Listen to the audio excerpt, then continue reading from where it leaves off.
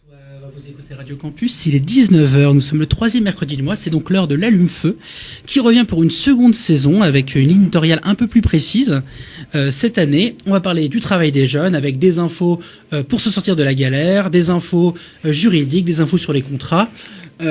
Aujourd'hui, mais aujourd'hui, on va parler d'un sujet un peu généraliste, le soutien juridique que peut vous apporter un syndicat, par exemple pour les prud'hommes, etc. Et pour cela, nous accueillons deux invités, Dominique et Aurélie. Bonjour. Bonjour. Bonjour. Est-ce que vous pouvez vous présenter ? Oui. Aurélie d'abord ? Alors, moi, je m'appelle Aurélie Falex. Je suis membre de la commission exécutive de l'Union départementale du Puy-de-Dôme. Je travaille avec Dominique dans les affaires juridiques et également nouvellement conseiller prud'homme depuis 2017. Et moi-même, donc, je suis Dominique Hall. Je suis responsable du service juridique de l'Union départementale CGT, ce qu'on appelle le secteur droit, liberté et action juridique. Je suis également conseiller prud'homme à Clermont-Ferrand, au conseil du prud'homme de Clermont-Ferrand. D'accord. Cette fois-ci, je ne vais pas oublier de nous présenter parce qu'on a Johan qui s'occupe de la technique. Bonsoir à tous. Et ainsi que Clément. Bonsoir. Bonsoir. Merci. Et donc moi, c'est Théo. Je vais animer ce soir. Et première question pour commencer et pour l'évacuer tout de suite. Est-ce que les prud'hommes, ça concerne vraiment les jeunes ? Oui, j'ai envie de dire que ça concerne les jeunes, mais également toute personne qui est liée avec un contrat de travail, notamment avec la conjoncture actuelle. Les jeunes sont énormément concernés, les travails précaires, etc. D'accord. On a un petit problème technique avec nos casques, alors je vais proposer à nos invités de quitter leur casque. Et vraiment désolé pour ce souci. Allez. Mais, pas de problème. Tout de suite, syndicat et juridique, tout de suite, on se dit syndicat, on se dit manif, on se dit grève, on se dit moustache, on se dit saucisse, mais on se dit pas. Allume-feu aussi. On se dit allume-feu, mais on se dit pas forcément juridique. Alors c'est quoi le juridique dans un syndicat ? Alors effectivement, le juridique dans un syndicat, c'est pas forcément la première chose qui vient, en tout cas quand on écoute les télés, les radios. Les syndicats tels qu'ils sont présentés, c'est effectivement la démonstration de force, les rassemblements, les manifs, les blocages d'entreprises, éventuellement les séquestrations de dirigeants. Pour autant, c'est une vision du syndicalisme. Le syndicalisme, c'est aussi beaucoup d'autres choses. Et parmi ces autres choses, c'est quotidiennement donc l'accueil des salariés, des jeunes salariés qui viennent nous voir dans nos permanences parce que tous les jours, ils ont un certain nombre de difficultés vis-à-vis de leurs employeurs. Et donc, le syndicat est là pour aider les salariés et les jeunes au quotidien dans leur emploi. D'accord. Par exemple, moi, ce que j'ai appris assez récemment, c'est qu'il y avait des permanences juridiques qui étaient faites par les syndicats, notamment par la CGT. Et est-ce que tu peux nous expliquer un peu ce que c'est qu'une permanence juridique ? Oui, alors ça, c'est une question qui est importante parce que pour prendre l'exemple de l'Union départementale CGT du Puy-de-Dôme, nous avons 9 unions locales sur le département. Donc, l'ensemble des principales villes du département a une union locale CGT qui rassemble donc les syndicats de son périmètre d'activité. Clermont-Ferrand, les syndicats de Clermont-Ferrand, Cournon, les syndicats de Cournon, Thiers, les syndicats de Thiers. Et l'ensemble de ces unions locales ont des permanences. Et lors de ces permanences, reçoivent donc les salariés qui viennent tous les jours demander des renseignements, voir si leur contrat est en bonne et due forme, voir si les heures de travail telles qu'elles est prévues dans le contrat de travail ont été payées. Voilà, tout un tas de choses que le syndicat peut répondre à ces questions-là, quoi. Donc on vient pour des soucis en rapport avec le travail. Oui, c'est ça, c'est les soucis quotidiens du travail. Exactement. C'est les soucis quotidiens du travail, donc ils sont divers, ils sont variés. Et en tout cas, le syndicat est là pour accueillir les salariés au quotidien. Donc, oui, quotidiennement, on reçoit les salariés, puis on répond à leurs attentes et à leurs questions. Mais comment ça se passe concrètement ? Alors concrètement, pour ce qui concerne la CGT, toutes nos unions locales ont des permanences et les heures d'ouverture des permanences, pour ceux qui sont intéressés, vous les trouvez donc sur le site udcgt63.fr. Et donc, lors de ces permanences, le salarié vient, il n'y a pas besoin de rendez-vous. Éventuellement, on peut appeler avant quand même pour vérifier qu'il y aura bien quelqu'un pour l'accueillir. Mais en principe, il n'y a pas de rendez-vous. Le salarié vient à la permanence et il expose ses difficultés. Il vient voir le syndicat et le syndicat va l'aider dans les démarches qui sont les siennes. Voilà. C'est un peu comme une consultation médicale en fait. Alors, c'est un peu comme une consultation médicale, mais on revient dans un... Nous, en tout cas, on regarde pas la santé du salarié. Oui, voilà. Bien sûr. Mais ce que je veux dire... Quand on a mal à son travail, quoi. En voilà, fait, c'est un peu quand on a mal à son travail et que le salarié, finalement, il n'est pas tout à fait sûr que l'employeur respecte bien le droit du travail. Donc, il vient se renseigner auprès de l'union locale, auprès des conseillers CGT, enfin des militants CGT qui sont là pour l'accueillir et qui voient avec lui si effectivement le contrat est bien exécuté. D'accord. Voilà, là où je veux en venir, c'est que on est dans une salle d'attente et puis quelqu'un vient nous chercher avec notre problème. C'est un peu ça. Et on essaie d'apporter des solutions. Alors, c'est un peu ça. Est-ce que tu peux nous raconter des situations typiques qui se passent dans les problèmes qui se posent en permanence juridique? Malheureusement, dans nos permanences juridiques, dans nos permanences de la CGT, les salariés viennent nous voir lorsque le contrat est rompu. Mmh. Voilà. Et souvent, ils viennent nous voir et on est plus là en tant que pompier, il y a le feu, il faut trouver une solution, plutôt que de travailler en amont alors qu'ils sont toujours dans le contrat de travail pour essayer de trouver des solutions aux difficultés qu'ils rencontrent. Alors, bien évidemment, quand le contrat est rompu, les solutions, elles sont beaucoup moins larges que quand le contrat est toujours... lorsque le contrat existe toujours. Donc, quand le contrat est rompu, c'est un peu plus difficile que quand le contrat existe. Quand le contrat existe, on peut regarder, c'est une boîte peut-être un peu plus importante, une entreprise un peu plus importante. On peut peut-être créer une section syndicat. On peut voir voilà, il y a peut-être des solutions en amont qui vont permettre que le salarié reste dans l'emploi. Malheureusement, souvent, les salariés, tant qu'ils sont dans le contrat de travail, tant qu'ils sont dans l'emploi, ils n'osent rien dire. Mmh. Le poids du chômage aujourd'hui est tellement important que s'affronter à l'employeur, c'est compliqué. Et donc, souvent, ils viennent nous voir quand le contrat est rompu. Et malheureusement, on intervient pour essayer de trouver... on est là pour essayer de trouver des solutions donc, au licenciement.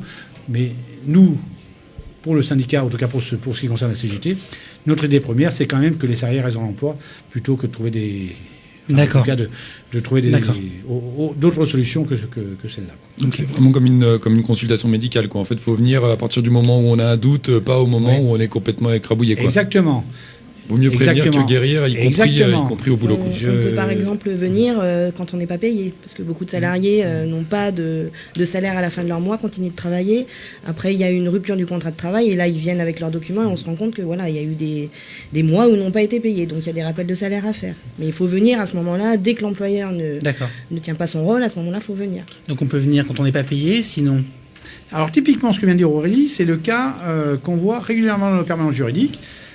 Ça arrive aussi souvent que ça, que des salariés bossent tout un mois et à la fin on leur dise ouais, en fait je te paierai juste après je vais vous raconter une petite histoire véridique. Mais typiquement, ce qu'on rencontre dans nos permanences, c'est des salariés qui n'ont pas été payés de la totalité de leurs heures, notamment des heures supplémentaires, qui n'ont rien dit alors qu'ils étaient toujours en contrat de travail et qui viennent une fois que le contrat a été rompu pour un licenciement et qui viennent en même temps dire oui, j'ai pas été payé mes heures. Sauf que pour nous, syndicalistes, c'est pas satisfaisant. Ce salarié serait venu plutôt nous voir pour qu'il réclame donc ses heures supplémentaires. On aurait certainement réglé la solution et peut-être qu'on aurait aussi réglé la question du maintien de l'emploi du salarié. Ça, c'est la première des choses. La deuxième des choses, donc, une fois que le contrat est rompu, effectivement, on peut réclamer le paiement des salaires. Mais ça se fera dans une procédure un peu plus compliquée, puisqu'il faudra saisir une juridiction, qu'on verra tout à l'heure, le Conseil de prud'homme. Enfin voilà. Typiquement, l'autre jour, on a eu en permanence juridique, et ça c'est un exemple concret, véritable, avéré, une femme qui travaillait dans l'hôtellerie, une jeune femme qui travaillait dans l'hôtellerie, donc c'était sa 3e saison donc, dans un hôtel de Roya, et qui, lors de la 3e saison, l'hôtel a été racheté, et donc le nouvel employeur a fait travailler cette femme, donc son contrat était un contrat saisonnier, donc à partir du mois d'avril, elle est venue nous voir en permanence juridique en juillet, d'avril à juillet, fin juillet, elle n'avait eu aucun jour de repos. Première chose, et deuxième chose, le nouvel employeur refusait de lui payer ses jours fériés. Donc voilà, là, il n'est pas payé double, c'est ça. Alors, elle travaillait et pas payé double, c'est exactement ça. Okay. Exactement ça. Plus pas de jours pour se reposer. Exactement ça. Et donc, cette femme est venue à la permanence juridique, on l'a enseignée, on lui a dit les démarches à faire. Pour autant, on s'aperçoit qu'elle n'est pas revenue nous voir. La crise de l'emploi est telle qu'aujourd'hui, souvent, les salariés préfèrent se taire, accepter des mauvaises conditions, accepter de s'asseoir sur des éléments essentiels du contrat de travail, sur le paiement d'une partie de leur salaire, plutôt que de revendiquer donc leurs droits. D'accord. Et ça, c'est une véritable difficulté. Mais on va se mettre un peu à la place de quelqu'un qui peut-être là qui nous écoute et qui aurait un souci, peut-être qu'il n'est pas payé ses heures sup ou quelque chose comme ça, et qui aurait envie de venir en permanence juridique. Quelle solution est possible de lui apporter Déjà, il faut regarder à quoi il a droit. Oui. Il faut regarder, est-ce que véritablement ces droits ont été lésés? Parce que Bien sûr. des fois aussi, le salarié a une image des choses un petit peu, on va dire... Il s'imagine qu'on n'est pas au 21e siècle sous Macron, quoi. Exactement. Il croit que c'est le monde merveilleux de Marie-Rose, le monde du travail. En réalité, c'est pas vraiment ça, quoi. Alors, des fois, il a un petit peu enjolivé ses droits. Donc, il faut recadrer tout ça. Mais souvent, effectivement, les salariés qui viennent nous voir, ils sont véritablement victimes donc de faits anormaux, de faits illégaux de la part de l'employeur. Et nous, on est là pour un peu analyser la chose et puis pour voir avec lui les solutions qu'on peut apporter. Et donc, quelles solutions qu'on peut faire. Mais la question, c'est que nous, on ne peut pas faire sans le salarié. C'est bien sûr. Le salarié, en dernier lieu, qui décide s'il fait ou s'il ne fait pas. Et pour mon exemple que je prenais tout à l'heure dans un hôtel-restaurant de Roya, visiblement, la salariée a préféré, plutôt que de revendiquer ses droits, a préféré ne rien faire et conserver son emploi jusqu'à la fin de la saison pour au moins bénéficier du salaire qu'elle a actuellement. Alors peut-être que bientôt, on va la voir revenir et dire maintenant la saison est finie, je voudrais réclamer mes droits, peut-être. Ça se trouve, elle est juste allée voir son patron, elle lui a dit je suis allé voir la CGT, déconne pas parce que t'es dans le viseur et paye-moi tout, sinon t'es t'as des problèmes. On espère pour elle. Si ça s'est passé comme ça, tant mieux.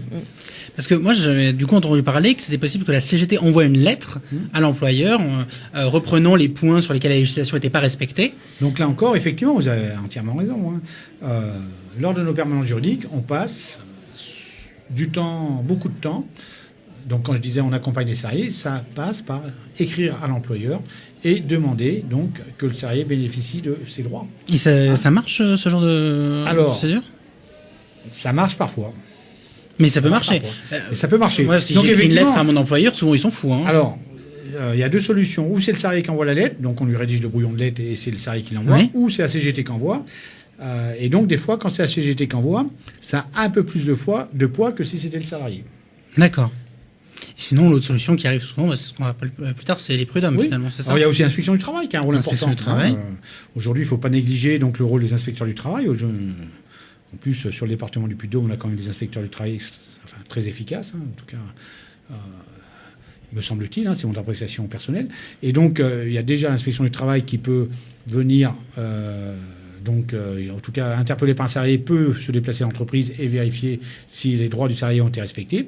Et puis, il y a l'organisation syndicale qui peut également donner un petit coup de main. Alors après, tout dépend si c'est une petite entreprise ou une grosse entreprise. Ça aussi, ça fait partie des choses sur lesquelles on regarde. Une entreprise un peu plus importante, peut-être qu'il est possible de créer une section syndicale, par exemple.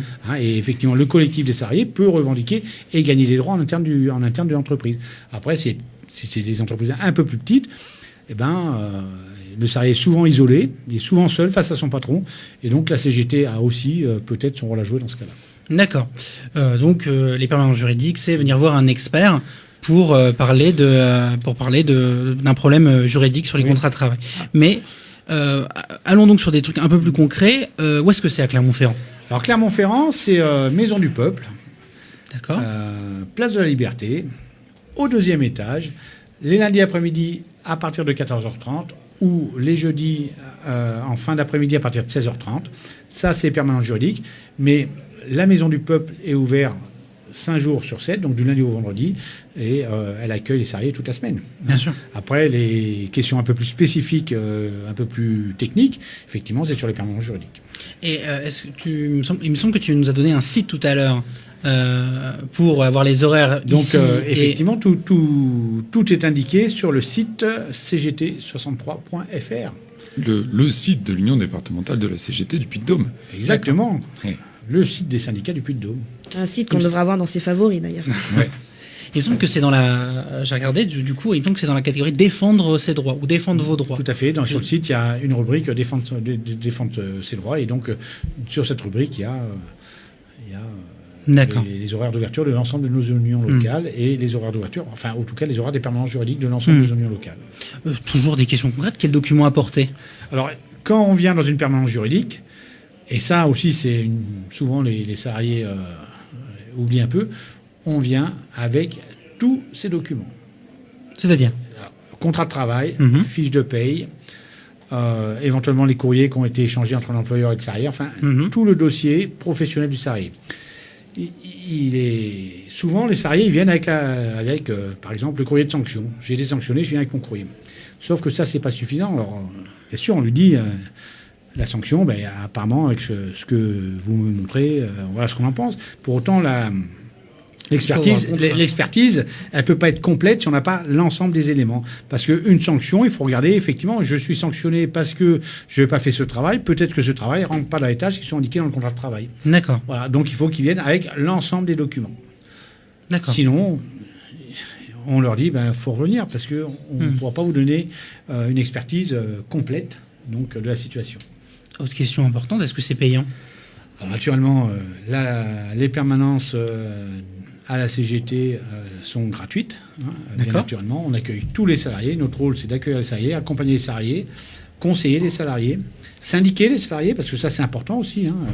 Si on existe, c'est parce que des salariés sont syndiqués. C'est avec les cotisations qu'on fait vivre l'organisation syndicale. Donc, on propose également la syndicalisation. Mais la syndicalisation n'est pas une obligation. Voilà, et quoi qu'il en soit, tous les salariés qui franchissent la porte de la CGT sont accueillis et sont renseignés. D'accord. Toujours un peu plus général, combien il y a de personnes par mois en moyenne qui viennent au niveau du département ? Alors là, c'est... difficile de répondre. Non, moi, la réponse que je vais vous donner, c'est plusieurs milliers par an. Plusieurs milliers par an, d'accord. Dans nos permanences juridiques, on a plusieurs milliers de salariés qui viennent nous voir par an. D'accord. Dans l'ensemble de nos permanences juridiques, on a plusieurs milliers de personnes qui viennent nous voir. Ok. Je pense ça veut dire qu'il y a quand même pas mal d'entorses aux droits qui sont au droit du travail, de ce qu'il en reste. Il arrive quand même à y avoir encore des entorses qui sont faites au détriment des salariés. Vous avez entièrement raison, c'est que ça veut dire que... Je pense qu'on peut se tutoyer en fait, je pense qu'il n'y a pas de souci. Donc, effectivement, on peut se tutoyer, il n'y a pas de difficulté. Ça veut surtout dire que l'organisation syndicale est utile aussi. C'est ça qui est intéressant. Les entorses aux droits, elles ont toujours existé. Aujourd'hui, avec les lois Macron, le droit du travail, il est un peu... c'est un peu le pot de chagrin. Il en reste un pot de chagrin du droit du travail. Pour autant, on sent que l'organisation est utile parce qu'on a beaucoup de monde qui vient dans nos permanences. Par contre, effectivement, c'est une chose importante. C'est aujourd'hui, le droit tel qu'il est, malheureusement, on a de moins en moins de solutions à apporter aux salariés. C'est ça le problème. C'est ça les lois Macron. Oui, ça se base sur le droit existant. Donc, si c'est le droit existant, mais le droit existant, aujourd'hui, peut-être qu'on reviendra sur l'évolution du droit du travail depuis qu'il a été créé et tout ça, parce qu'à mon sens, c'est intéressant de parler de ça. Mais aujourd'hui, le droit du travail ne remplit plus son rôle, puisque le droit du travail, c'est d'abord un droit qui est a été créé dans un souci de protection du salarié. Et aujourd'hui, il me semble que ce droit est de moins en moins protecteur. Et effectivement, mais on en parlera, je pense que ce sera notre troisième partie. D'ici là, on sera moins pessimiste sur la prochaine partie, parce qu'il nous reste quand même quelque chose dans le droit du travail, c'est le Conseil des prud'hommes, qu'on voit juste après la pause musicale. Je vois ça avec Johan, qui nous envoie... Un morceau, un petit hommage à notre grand chanteur Rachid Taha, qui est mort la semaine dernière, qui a préféré quitter ce triste monde. Allez, à tout de suite.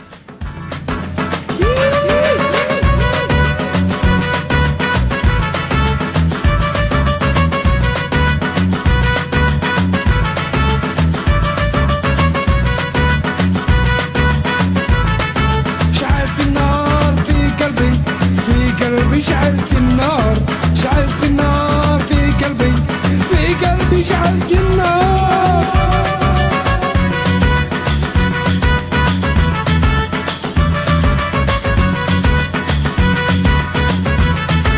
انا في وش ما يصبرني اذا يجري غرامك يقدر علي انا وحيد اذا يجري استمك لا نعتبر صاحي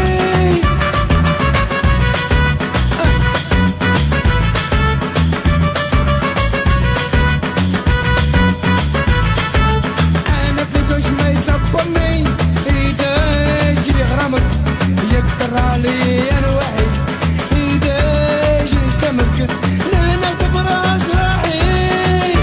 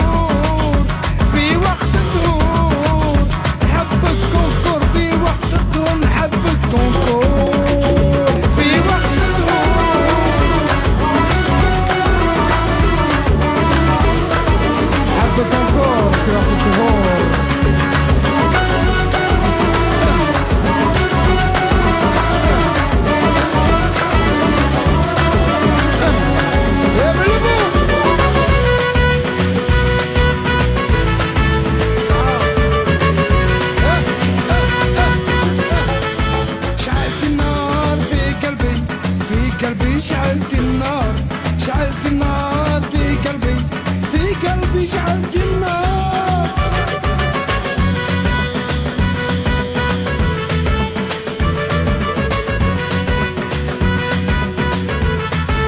انا في كش ما يصبرني اذا يجي غرامك يقدر علي الوعي اذا يجي نستمك لهنا وتبرج راحي ايوه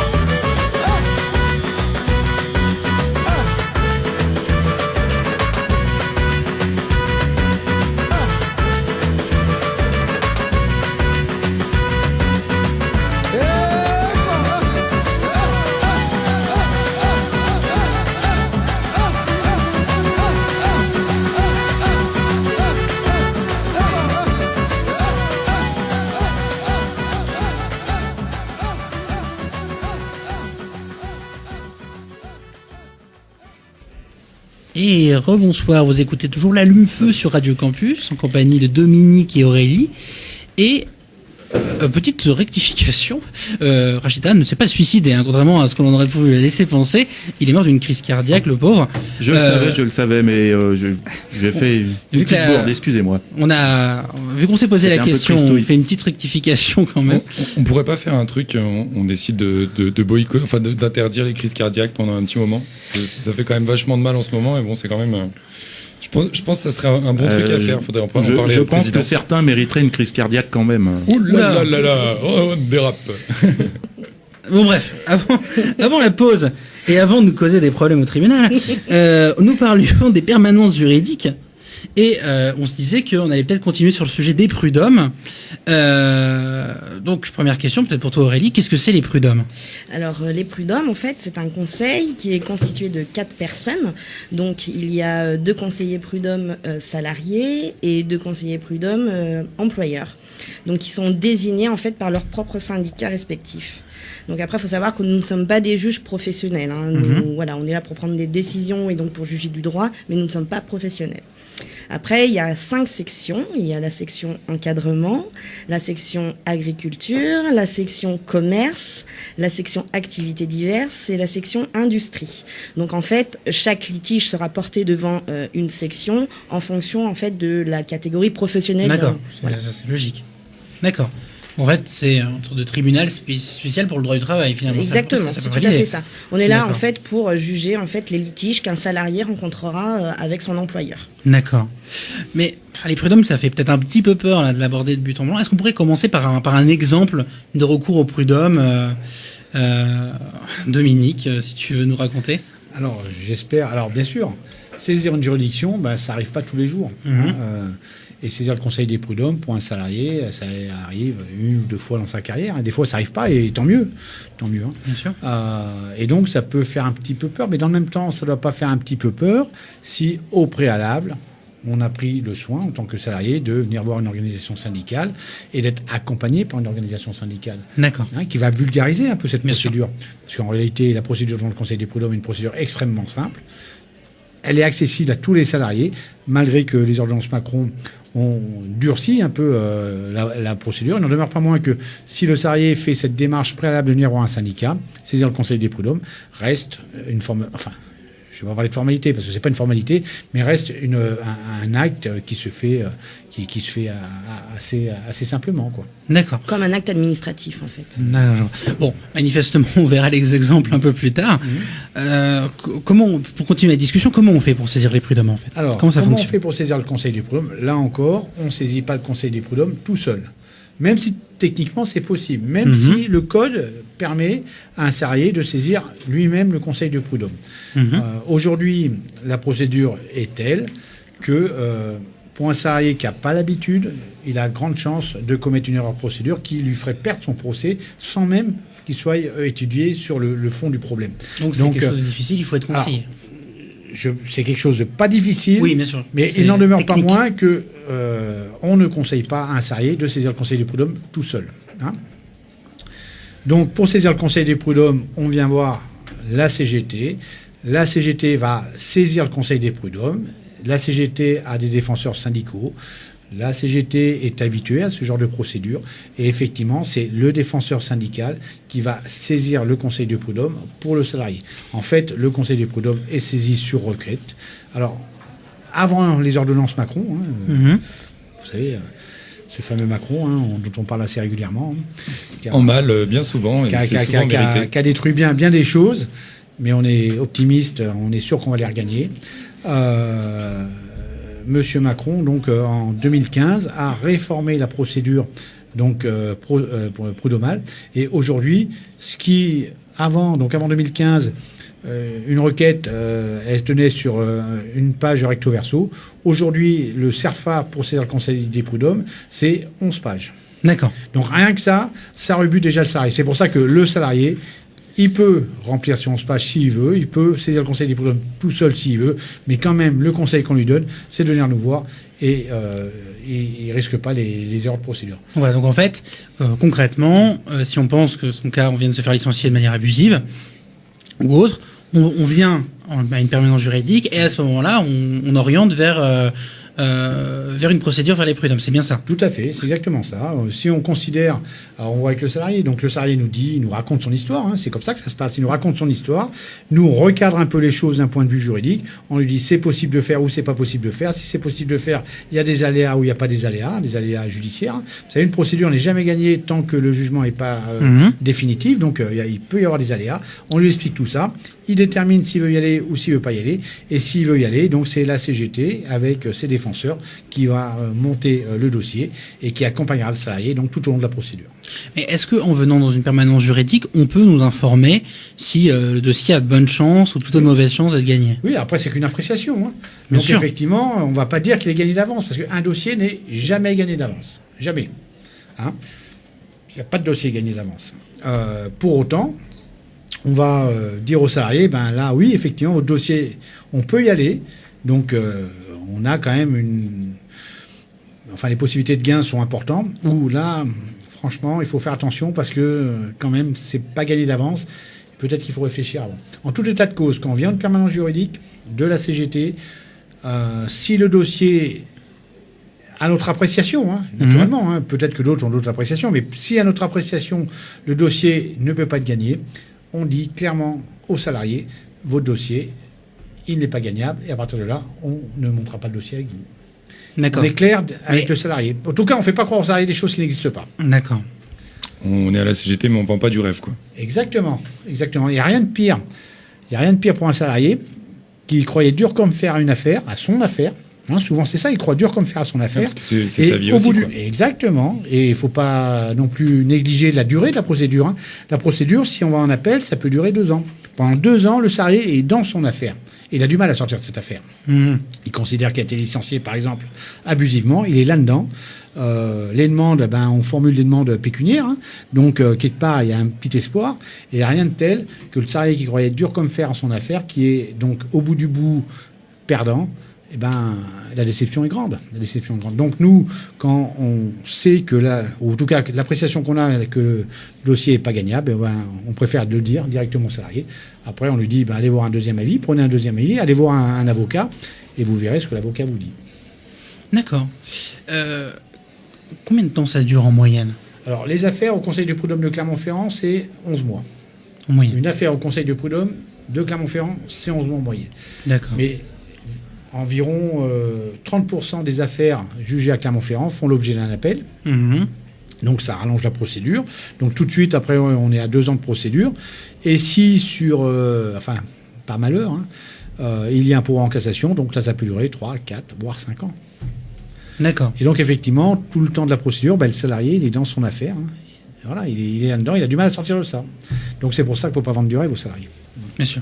On va pas non plus les décourager. Alors, qu'est-ce qu'on peut gagner en fait en recourant au prud'homme? Alors malheureusement, merci Macron encore une fois. On va croire que j'ai quelque chose contre lui. Ça serait étonnant. Ça serait vraiment étonnant. C'est un chic type quand même. C'est vrai, on l'aime bien. Plein de bons tuyaux pour trouver des On l'aime emplois, traverser la rue. On l'aime bien. Donc chez les autres. Voilà. Donc maintenant. Donc effectivement, avec les ordonnances combien on peut Macron, gagner depuis 2017, septembre 2017, les fameuses ordonnances Macron, malheureusement, on gagne de moins en moins au Conseil du prud'homme. Je prends un exemple très c'est le pratico-pratique. fameux plafonnement des indemnités prud'homales. Exactement. ça. On gagne pas moins souvent, on gagne moins d'argent. C'est bien Exactement. D'accord. Alors, on gagne moins souvent et moins d'argent. ça D'accord. Merci Eh oui. Macron. Et oui. Alors, combien Oui. d'argent Alors, au niveau des indemnités, je prends un exemple. D'ailleurs, je conseille à ceux qui n'ont pas vu l'excellente émission d'Élise Ducé, qui a fait une émission sur ces questions-là, il y a un an à peu près, et qui a pris un exemple que je reprends parce que c'est l'exemple typique qu'on a toutes les semaines, on a nos permanences juridiques.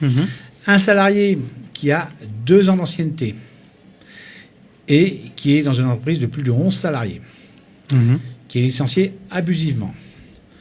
Avant les ordonnances Macron, l'indemnité minimale, donc c'est-à-dire les dommages-intérêts pour licenciement abusif, étaient d'au minimum 6 mois. Avec Le les salaire, ordonnances, 6 mois de salaire. 6 mois de salaire, donc 6 mois de salaire, effectivement, il faut préciser. Et depuis les ordonnances Macron, c'est 3 mois et demi maximum. Ouais, donc c'est Donc, on est passé de 6 mois, qui était un minimum. plancher, Oui. minimum, donc ça pouvait aller au-delà, à un plafond de 3 mois et demi. Donc on a divisé les indemnités, enfin les dommages et intérêts pour licenciement abusif par 2. Et ça, je prends l'exemple donc d'un salarié qui a 2 ans d'ancienneté et dans une entreprise de plus de 11, mais cet exemple-là, il s'applique pour l'ensemble des salariés qui est licencié abusivement. En gros, on a divisé par 2 le montant des dommages et intérêts. Voilà. Et ça, donc c'est important parce que pour un salarié qui aujourd'hui a moins de 5 ans d'ancienneté, la question se pose, même s'il a été licencié abusivement, de savoir s'il va saisir le Conseil des prud'hommes. C'est-à-dire que le plafonnement des annuités prud'homales est un véritable frein. Ça décourage en fait. Exactement, c'est un véritable frein à la saisine de la justice. Parce qu'un salarié qui peut être licencié, s'il a moins de 5 ans d'ancienneté, eh ben, il faut qu'il s'interroge s'il saisit le Conseil des prud'hommes ou pas, surtout s'il prend un avocat. Parce que s'il prend un avocat, effectivement, les frais d'avocat peuvent lui coûter plus cher que ce qu'il va gagner au Conseil des prud'hommes. Donc c'est pour ça, vas-y, Et sous-moi donc, Clément, vas-y. on rappelle quand même, parce que du coup, quand on en a parlé à l'époque, au moment des lois Macron sur le plafonnement des indemnités prud'homales, les médias avaient tendance à un petit peu camoufler le fait que c'était en fait des peines pour des actes qui étaient illégaux. Exactement. Et donc en fait, c'est comme si on disait que voilà, je sais pas, au pénal ou dans n'importe quel autre secteur du droit, on disait bon bah en fait la peine va être divisée par 4 quoi qu'il arrive. Si vous faites des infractions, il n'y a pas de problème en fait. C'est ça le message qu'on envoie aux patrons les exactement plus ça. véreux. Quoi. Et aujourd'hui, depuis qu'il y a le plafonnement, on s'aperçoit que les entreprises ont bien compris, et on se retrouve de plus en plus avec des salariés qui sont licenciés, mais véritablement, enfin, j'ose pas dire le mot, mais Comme des malpropres quoi. Comme des malpropres, parce que les employeurs connaissent le plafond, savent qu'au pire de tout, si au Conseil du prud'homme, ça ne va pas leur coûter grand-chose. Et donc, à partir de là, un salarié qui va demander des élections professionnelles, un salarié qui va vouloir ou qui a un esprit un peu plus revendicatif que les autres, on trouve un motif un peu bateau pour le virer. On sait que ça va coûter entre 1 mois et 3 mois et demi de salaire.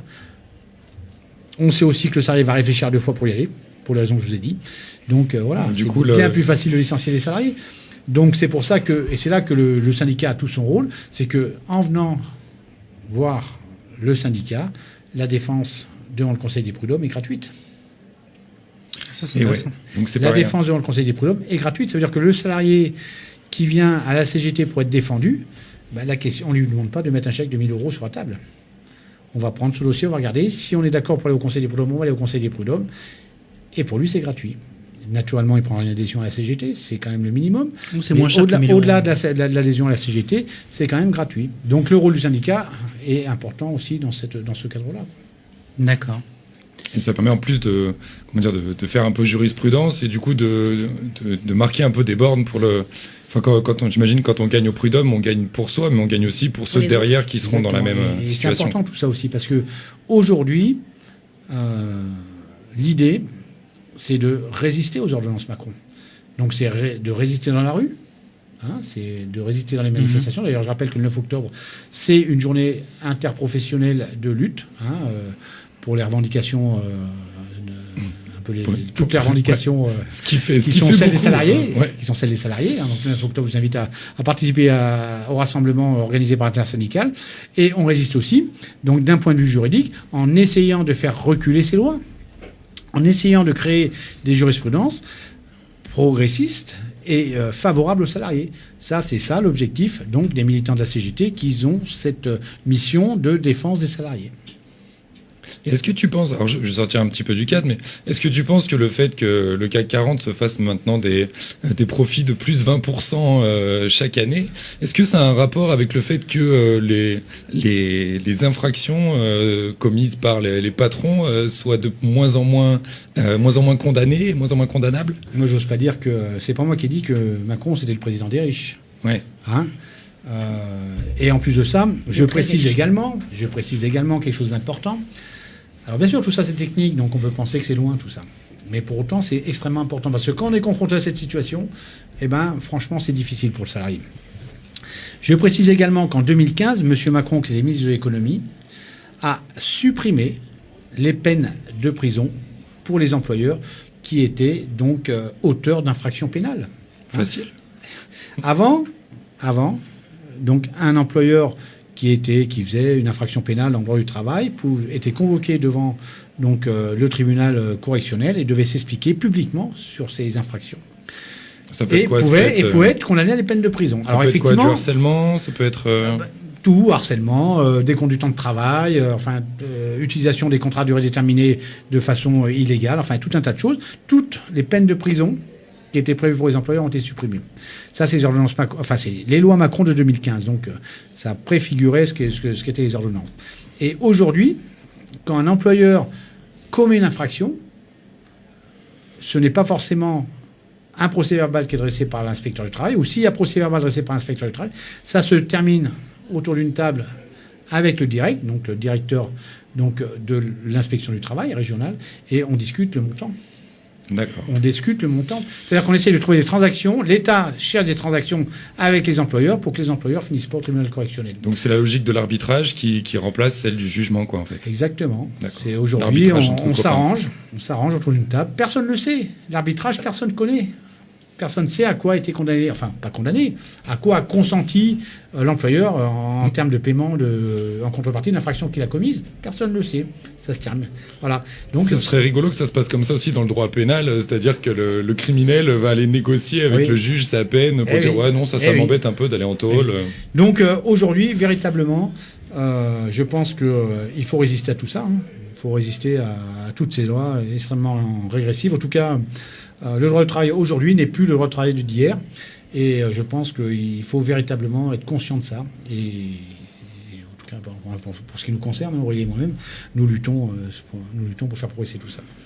Je ne sais pas vous interrompre. Bien moi, Camarade, du coup, je viens de t'interrompre parce que c'était passionnant, mais est-ce que quand même on pourrait redonner un peu de baume au cœur aux gens là qui qui hésitent peut-être à saisir le Conseil des prud'hommes par un exemple de saisine du Conseil des prud'hommes qui a l'air de bien fonctionner? Oui. Alors heureusement, on gagne toujours au Conseil des prud'hommes. Alors on gagne moins qu'avant. Mm-hmm. Je l'ai expliqué. Pour autant, on gagne. Alors par exemple, quand même, l'idée c'est que on gagne quand même sur le principe. Il y a les dommages-intérêts, il y a l'argent, mais il y a aussi le principe. Un salarié qui est reconnu dans ses droits, c'est aussi important que le montant qu'on va lui allouer. Que le Conseil des prud'hommes va lui allouer. Donc, c'est important le principe. Récemment, donc, on a eu un jeune qui a été licencié par SMS. Vous savez, c'est des choses... C'est la modernité, Dominique, oui. enfin. Sauf que ça, c'est des choses qu'on n'avait jamais lues. Oui. Qu'on n'avait jamais vu. C'est-à-dire que jamais, j'ai un peu d'expérience quand même. Bon, je regrette, j'aimerais bien avoir l'âge d'Aurélie, mais malheureusement, j'ai quelques années en plus. Et donc, jamais j'ai vu qu'un salarié était licencié par SMS. En tout cas, localement, pour ce qui me concerne. Peut-être qu'ailleurs, on a déjà vu ça. Mais moi, à Clermont-Ferrand, je n'ai jamais vu un salarié licencié par SMS. Et bien là, récemment, j'ai eu un salarié. Donc, d'une petite société, enfin d'une grosse société, enfin d'une moyenne société, peu importe, qui, le soir à 3h du matin, un lundi matin à 3h du matin, envoie un SMS à son chef, sa petite hiérarchie, et qui lui dit, et il devait attaquer à 5h du matin en lui disant, je suis malade, j'ai été malade toute la nuit, je peux pas venir au travail, et qui, un peu plus tard, reçoit un SMS, t'es viré. Et en plus, à la Trump, quoi, vraiment. Et en plus, ce jeune était un apprenti. apprenti donc boulanger dans une, du coup je le dis, dans une boulangerie. Enfin, Il y c'est pas avait- vraiment une il y a- boulangerie, c'est plutôt un terminal de cuisson, bien Oui, connu oui. sur la place de Clermont-Ferrand, et où ce jeune a reçu donc un SMS qui lui dit, puisque tu peux pas venir, t'es licencié. Par SMS. D'accord. Voilà. Et donc, il a demandé confirmation et on lui a confirmé qu'il est licencié. Par SMS toujours. Et du coup, pour un cas comme ça, on peut gagner Oui. Alors, on peut gagner.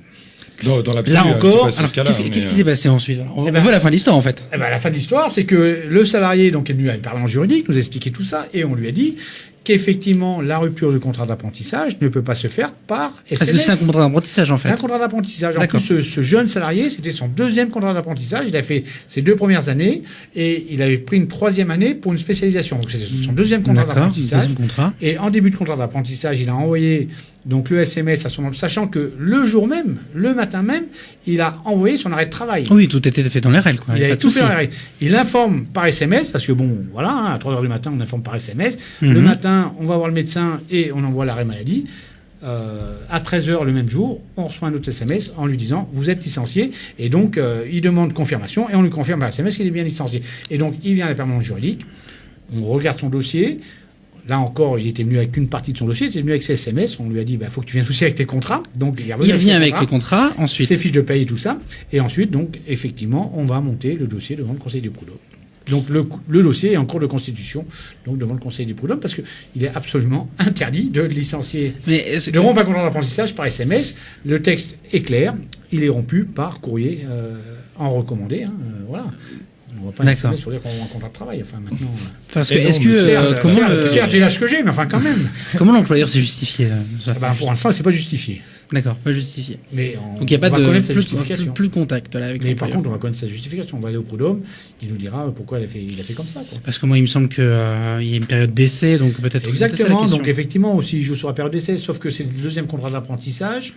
Alors, c'est pas vraiment une période d'essai pour le contrat d'apprentissage, c'est 45 jours. On a 46 jours en début d'apprentissage où l'une ou l'autre des parties peut le rompre, ce contrat d'apprentissage. Mhm. Et là, on n'est même plus dans les 45 jours. Là, c'était après les 45 Après les jours. 45 jours. D'accord. Donc, écoutez, ce jeune, il était bien content de venir à la permanence parce que ça l'a rassuré en même temps. Déjà. Parce que quand même, il se demandait, ça fait 3 ans que je suis en entreprise, j'ai jamais eu de problème. Et là, d'un seul coup, je suis malade et on me vire. D'accord. Donc, on va aller au Conseil des prud'hommes. En Ah plus, oui. on va jouer sur la question de la discrimination, puisqu'il est interdit de licencier un salarié pour des raisons médicales. Hein. Le salarié ne peut pas licencier sous prétexte qu'il est malade. Je veux dire, ça s'appelle une discrimination. Donc, on jouera aussi sur la discrimination. D'accord. Ok. Bon, on va peut-être se faire une petite pause musicale, parce que je crois qu'on est un petit peu... Bon, on n'est pas si en retard que ça. On fait une petite pause musicale et on reviendra sur les discussions qu'on avait commencées, sur ce qui a changé avec les ordonnances Macron. Qui sont d'ailleurs très intéressantes. Allez, c'est parti.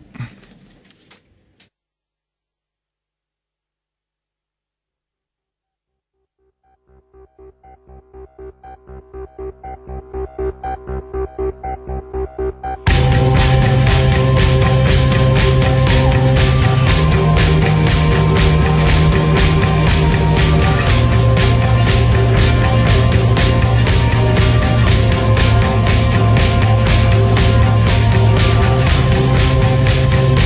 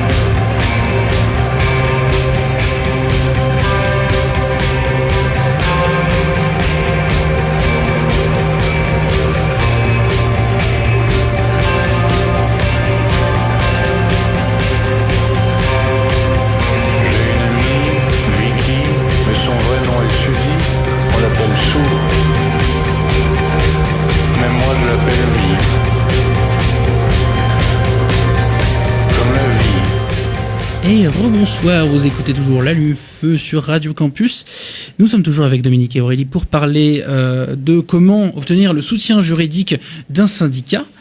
Mais Clément, que vous connaissez peut-être déjà si vous écoutiez l'émission l'année dernière, nous a préparé un petit édito. Vas-y Clément. Alors c'est pas vraiment un édito, c'est qu'on a reçu encore un petit message. Ah, voilà. Ouais. Ça arrive souvent, il y a des gens qui nous demandent conseil, normal, hein. Nous aussi, on est un petit peu une forme de permanence juridique, l'Allume-Feu, les gens qui ont des soucis nous écrivent. Alors là, on a reçu un petit message de Jacques B. Jacques qui a l'air au bout du rouleau. Alors, je vous lis son message quand même parce que c'est un peu prenant. Bonjour l'Allume-Feu, je m'appelle Jacques B. Je travaille à la préfecture de Clermont-Ferrand et en ce moment, je me sens mal au boulot. J'ai plus le goût à rien, je dors mal, mes collègues sont plus ou moins sympas, il y a bien un petit jeune de l'ENA qui est un vrai bout en train, mais là, ça suffit plus. Je crois que je traverse une crise de vocation. L'Allume-Feu, peux-tu m'aider ? Alors Jacques, c'est quand même, hein, c'est pas un dossier énorme hein, pour donner des conseils, mais bon, je vais essayer de broder un petit peu. Alors Jacques, je vais essayer de t'aider avec les infos que tu me donnes. Alors déjà, j'en déduis que tu es fonctionnaire, et c'est vrai que pour nous, les agents des fonctions publiques, c'est sacrément dur. Pour beaucoup d'entre nous, le service public, tu as raison, c'est un peu une vocation. On accepte d'être mal payé, de ne pas voir son salaire évoluer, d'être méprisé par le gouvernement qui nous emploie, par tous les gens qui règnent sur nos administrations, tout en disant que n'importe quel patron d'une boîte privée ferait sûrement mieux qu'eux. C'est vrai que c'est dur. Mais nous, on croit dans un truc, dans le service public, dans toutes ces missions qu'on exécute grâce aux impôts de toutes et tous, pour le bien de toutes et tous. C'est une lourde responsabilité. Et c'est vrai que quand on passe son temps à assumer les missions des collègues qui ne sont pas remplacés, et que nos chefs racontent n'importe quoi pour se donner l'impression qu'ils gèrent autre chose que la pénurie, ça peut vite être invivable. Mais t'es pas tout seul, Jacques. T'es pas tout seul. Et ensemble, si on se bougeait, on aurait une sacrée force. Ça tombe bien, il y a des élections dans la fonction publique le 6 décembre. Et tu peux te redonner du cœur à l'ouvrage en votant CGT, en appelant tes collègues, tes amis, les profs de tes enfants, enfin tous les fonctionnaires que tu connais, à voter CGT. Alors oui, c'est utile. Et ça va te remonter un peu le moral. Alors dans un deuxième temps, je me dis, c'est vrai aussi que le service public, il a été largement dévoyé.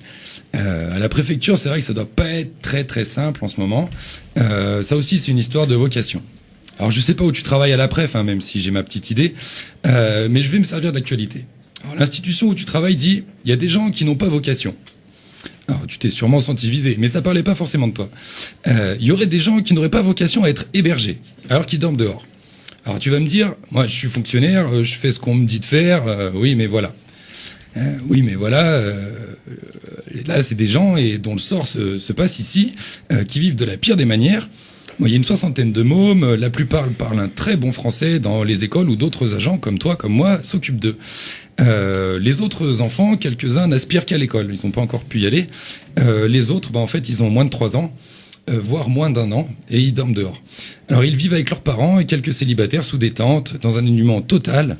Certains avaient des situations avant, ils ont fui la corruption, les menaces, les mafias, d'autres la guerre, ouverte ou larvée, d'autres encore des discriminations généralisées dont le but était de les pousser à partir.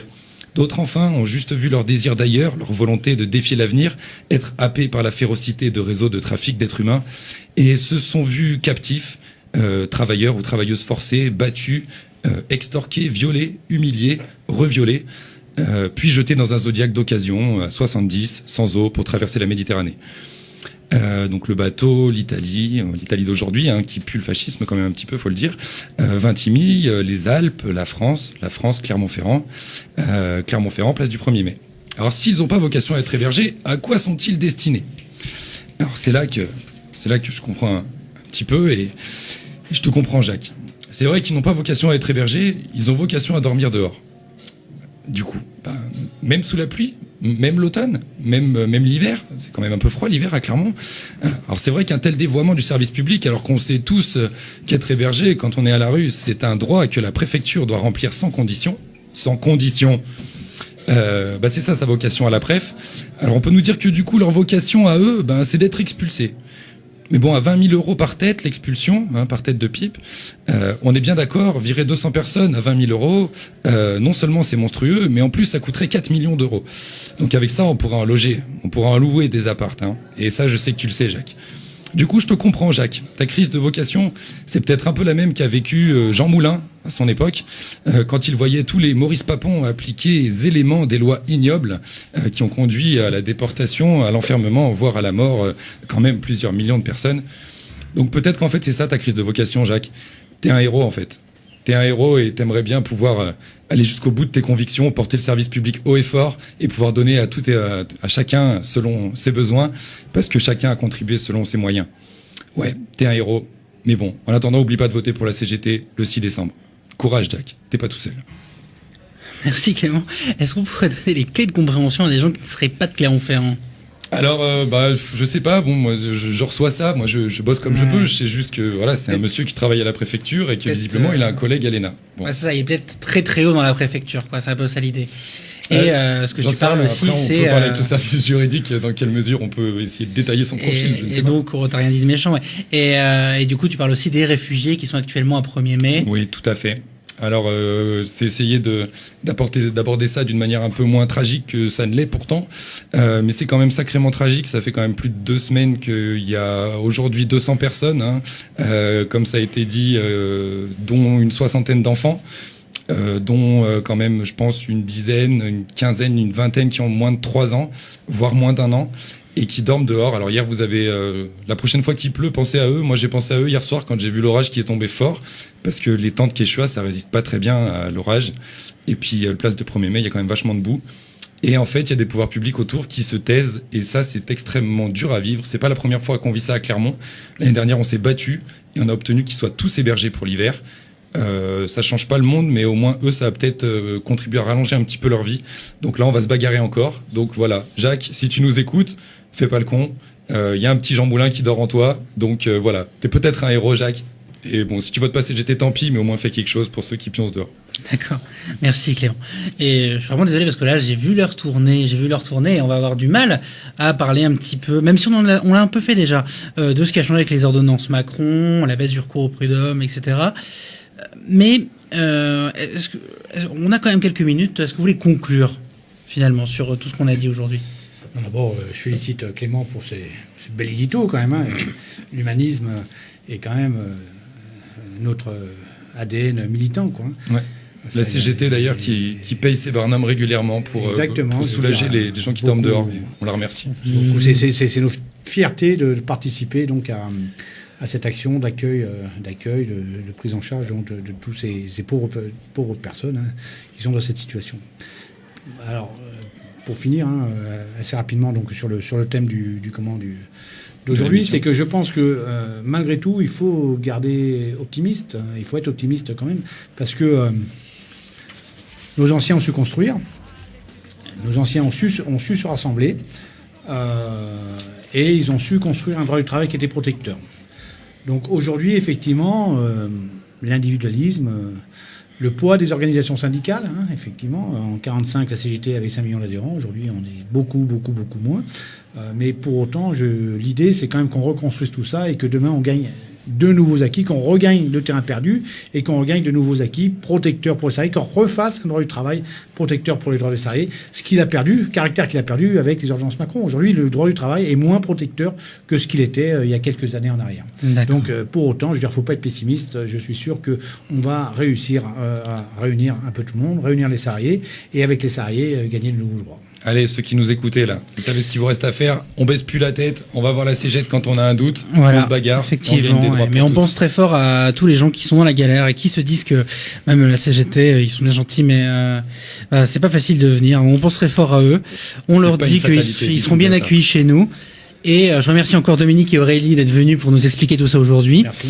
Et merci à la MUFE de nous accueillir tous les mois, le 3e mercredi de chaque mois à 19h. Merci à Jojo pour le son.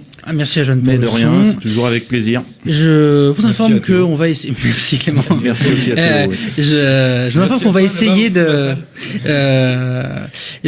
J'aimerais parler. Je vous informe qu'on va essayer de créer un Facebook spécifique à l'émission, peut-être un compte Twitter, pour essayer de faire un peu de la com. Là, on pêche complètement sur la com, c'est malheureux. Et pour pouvoir un peu plus facilement discuter avec les gens qui écoutent. Bientôt, déjà, pour la prochaine émission, au mois d'octobre. D'ici là, portez-vous bien et Et on se voit le 9 octobre. On se voit le 9 octobre. Exactement. Ouais. Et bien avant, si vous avez des soucis de travail, vous allez voir Dominique et Aurélie. Et on se retrouve dans un mois. On lâche rien. Allez, bonne Allez, soirée à salut. tous.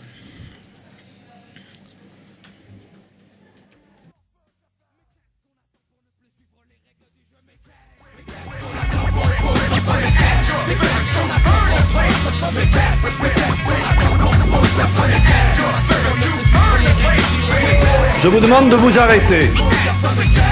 Je vous demande de vous arrêter. Bonne nuit, les petits. Au revoir.